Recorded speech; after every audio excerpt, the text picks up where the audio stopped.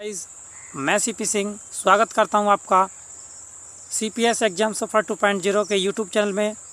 Friends, आज की video में कराएंगे आपको क्लास 12 यूपी बोर्ड एग्ज़ाम के लिए बायोलॉजी फर्स्ट चैप्टर से जुड़े महत्वपूर्ण ऑब्जेक्टिव टाइप प्रश्न, जो कि यूपी बोर्ड एग्ज़ाम के लिए काफ़ी महत्वपूर्ण है। दोस्तों, पहला चैप्टर इसमें जनन है और जनन से संबंधित महत्वपूर्ण प्रश्न पूछे जाते हैं। सबसे पहले जानते हैं कि जनन क्या होता है। जनन क्या होता है? तो जन्म एक परिभाषा में कह सकते हैं कि जीवधारियों द्वारा अपने समान संरचना पैदा करने की क्रिया को जनन कहते हैं। जीवधारियों द्वारा अपने समान संरचना उत्पन्न करने या पैदा करने की क्रिया को जनन कहते हैं। दोस्तों, जीवधारियों में जनन दो प्रकार का होता है। पहला होता है नंबर 1 अलैंगिक जनन।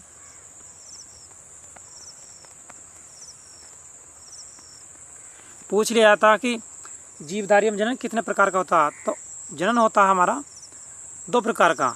एक होता है अलैंगिक जनन, दूसरा होता है लैंगिक जनन। अलैंगिक जनन को असेक्सुअल रिप्रोडक्शन तथा लैंगिक जनन को सेक्सुअल रिप्रोडक्शन कहा जाता है। तो दोस्तों, देखते हैं वीडियो का पहला प्रश्न है कि अलैंगिक जनन द्वारा उत्पन्न संतति क्या कहलाती है। अलैंगिक जनन द्वारा उत्पन्न संतति क्या कहलाती है? ऑप्शन है इसके ए कलिका, बी क्लोन, सी मुकुल, डी अंडाणु। तो इस प्रश्न का सही जवाब होगा ऑप्शन बी क्लोन। अलैंगिक जनन द्वारा उत्पन्न संतति हमारी क्लोन कहलाती है। नेक्स्ट प्रश्न दोस्तों कि पादप प्रजनन की मुख्य विधि क्या है। पादप प्रजनन की मुख्य विधि क्या है? ऑप्शन है ए प्रसंस्करण, बी भरण, सी प्रवेशन, डी ये सभी। तो इसका सही जवाब होगा ऑप्शन ए प्रसंस्करण।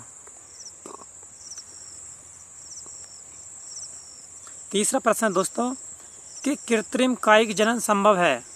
कृत्रिम कायिक जनन किसमें संभव होता है?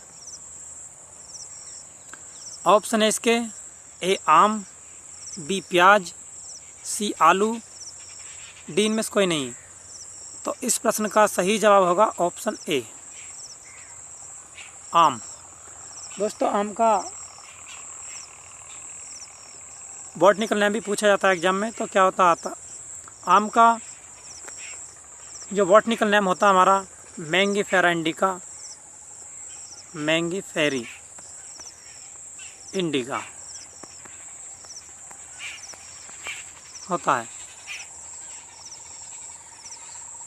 नेक्स्ट प्रश्न दोस्तों कि मुकुलन द्वारा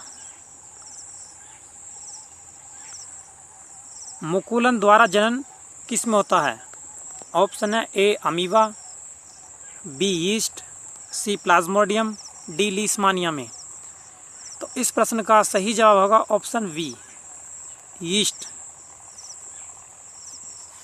मुकुलन द्वारा जनन यीस्ट में होता है, जो कि एक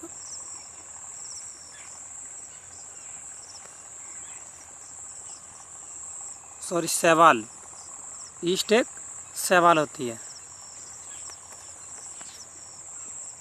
नेक्स्ट प्रश्न है मोस्ट प्रश्न दोस्तों कंप्यूटर एग्जाम के लिए मोस्ट प्रश्न है कि बरगद के पादप की औसत आयु क्या होती है।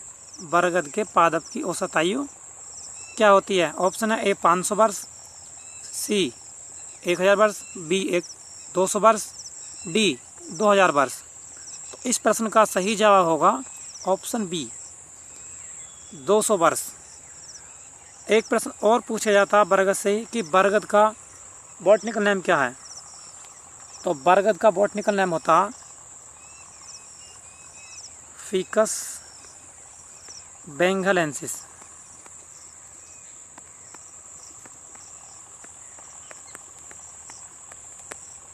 Ficus benghalensis. नेक्स्ट प्रश्न है दोस्तों छठा प्रश्न वीडियो का कि आवर्तबीजी पौधों में पुंकेसर है। ऑप्शन है ए मादा जननांग, बी नर जननांग, सी ए व बी दोनों। या डी इनमें से कोई नहीं। तो इस प्रश्न का सही जवाब होगा ऑप्शन बी, नर जननांग। आवर्तबीजी पौधों में पुंकेसर नर जननांग होता है। और एक प्रश्न और पूछा जाता है दोस्तों, मोस्ट इंपॉर्टेंट प्रश्न, कि पादपों में जो मादा जननांग होता है उसे क्या कहते हैं? तो मादा जननांग को कहते हैं स्त्री केसर, स्त्री केसर। मादा जननांग को स्त्री केसर तथा नर को कहा जाता है पुंकेसर। नेक्स्ट प्रश्न दोस्तों, 7वां प्रश्न वीडियो का,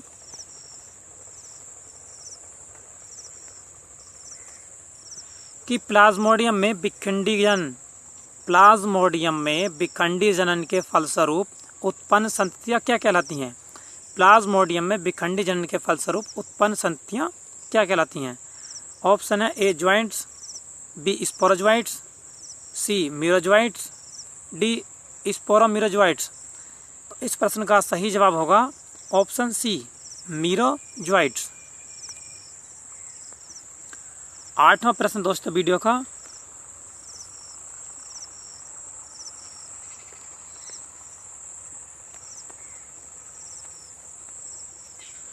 कि एक कोशिकीय पादप क्लेमाइडोमोनास में अलैंगिक जनन होता है। एक कोशिकीय पादप क्लेमाइडोमोनास में अलैंगिक जनन होता है। सबसे पहले पूछा था क्लेमाइडोमोनास क्या है? तो क्लेमाइडोमोनास हमारी शैवाल होती है। तो इसका ऑप्शन है ए मुकुलन द्वारा, बी चल बीजाणु द्वारा, सी अचल बीजाणु द्वारा, डी युग्मक द्वारा। तो इस प्रश्न का सही जवाब है ऑप्शन बी, चल बीजाणु द्वारा। चल बीजाणु द्वारा क्लेमाइडोमोनास में अलैंगिक जनन होता है। नेक्स्ट प्रश्न दोस्तों, कि जब एक ही जीव में नर तथा मादा दोनों प्रकार के जननांग पाए जाते हैं तो वे क्या कहलाते हैं? जब एक ही जीव में नर तथा मादा दोनों प्रकार के जननांग पाए जाते हैं तो उसे क्या कहा जाता है? ऑप्शन है ए एकलिंगी, बी द्विलिंगी, सी अंडाणु, डी युग्मक। तो इस प्रश्न का सही जवाब है ऑप्शन बी, द्विलिंगी। नेक्स्ट प्रश्न दोस्तों, कि द्विलिंगी पादप का उदाहरण है। ऑप्शन है इसके ए केसिया फिस्टुला, बी कोकस निसिफेरा, सी कैरिका पपाया, डी इनमें से कोई नहीं। तो इस प्रश्न का सही जवाब है option A cassia fistula. Next प्रश्न दोस्तों, 11वां प्रश्न है वीडियो का, कि स्पायरोगायरा में अलैंगिक जनन होता है। ए पुरानी कोशिकाओं से वयस्क कोशिकाओं के निर्माण से, बी एक कोशिका का दो कोशिकाओं में विभाजन से, सी एक कोशिका का अनेक कोशिका में विभाजन से, डी तंतुओं के छोटे छोटे खंडों में टूटने से। तो इस प्रश्न का सही जवाब है ऑप्शन डी, तंतुओं के छोटे छोटे खंडों में टूटने से। नेक्स्ट प्रश्न दोस्तों, कि अनिषेक जनन होता है। अनिषेक जनन किस में होता है? ए मधुमक्खियों में, बी टर्की में, सी दोनों ए और बी में, डी इनमें से कोई नहीं। इस प्रश्न का सही जवाब होगा ऑप्शन सी, मधुमक्खियों में तथा टर्की दोनों में। दोस्तों मधुमक्खियों से संबंधित एक महत्वपूर्ण प्रश्न पूछा जाता है कि मधुमक्खियों के प्रमुख दो लाभ। तो मधुमक्खियों से हमें शहद तथा मोम प्राप्त होता है। और एक प्रश्न और पूछा जाता है कि मधुमक्खी पालन को वैज्ञानिक स्तर पर क्या कहा जाता है? तो इसे कहा जाता है एपीकल्चर।